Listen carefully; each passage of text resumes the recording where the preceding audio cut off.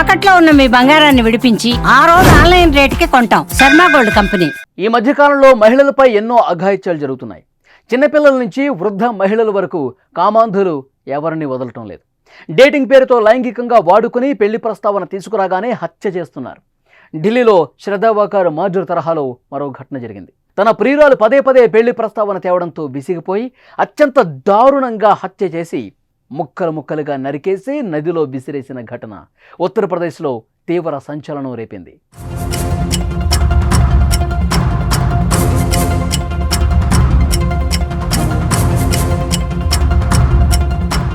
ఉత్తరప్రదేశ్ ఝాన్సీలోని కిషోర్పురా గ్రామానికి చెందిన మాజీ సర్పంచ్ సంజయ్ పటేల్ రచనా యాదవ్ అనే ఒక వితంతు మహిళతో కొంతకాలంగా వివాహేతర సంబంధం కొనసాగిస్తున్నాడు. ఇటీవల రచనా యాదవ్ తనను పెళ్లి చేసుకోవాలని పటేల్ని కోరింది. రచనను పెళ్లి చేసుకోవటం ఇష్టం లేని సంజయ్ ఆమెను అడ్డు తొలగించుకోవాలి అనుకున్నాడు. దీనికి మేనల్లుడు సందీప్ పటేల్ ప్రదీప్ అహిర్వార్ అనే మరొకరి సాయం కోరాడు. ఈ క్రమంలోనే ఒక పథకం ప్రకారం ఆమెను ఆగస్టు 9న కారులో ఎక్కించుకుని గొంతు కోసి చంపేశాడు. ఆ తర్వాత ఆమె శరీరాన్ని 7 ముక్కలు చేసి సంచుల్లో వేసుకుని పొలంలోని ఒక బావిలో పడేశాడు. తల కాళ్లను లఖేరీ నదిలో పడేశాడు. ఎలాంటి ఆధారాలు దొరకకుండా అనేక జాగ్రత్తలు తీసుకున్నాడు. ఈ నెల 13న పొలంలోని బావిలో నుంచి భయంకరమైన దుర్వాసన రావడంతో ఓ రైతు పోలీసులకి సమాచారం ఇచ్చాడు.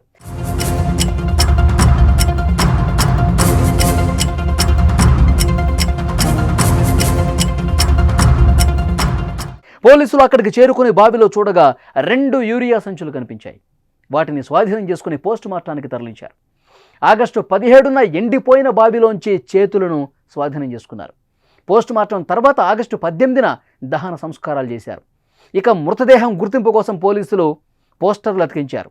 దర్యాప్తులో భాగంగా గ్రామంలో 100 మందిని విచారించారు. 200కు పైగా సీసీ కెమెరా ఫుటేజ్ పరిశీలించారు. మొత్తానికి రచనా యాదవ్ సోదరుడు ఆమె పోస్టర్ని గుర్తించాడు. ఈ క్రమంలోనే మాజీ సర్పంచ్ సంజయ్తో తన సోదరికి ఉన్న అఫైర్ గురించి చెప్పాడు.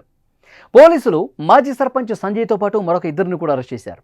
ఈ సందర్భంగా అక్కడ ఎస్పీ మాట్లాడుతూ రచనను హత్య చేయడానికి ప్రదీప్ అనే వ్యక్తికి 15,000 రూపాయలు ఇచ్చినట్టు ఒప్పుకున్నాడు. అతను కారులో ఆమెను హత్య చేసి శరీరాన్ని 7 భాగాలు చేశాడు.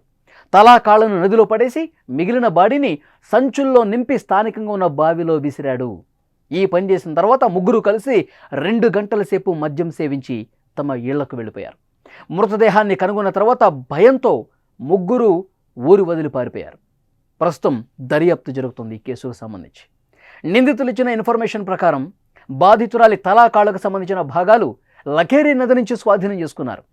ఈ కేసుతో సంబంధం ఉన్న మరో నిందితుడు పరారీలో ఉన్నట్టు పోలీసులు చెప్పారు. అతడి కోసం 25,000 రూపాయల రివార్డు కూడా ప్రకటించారు.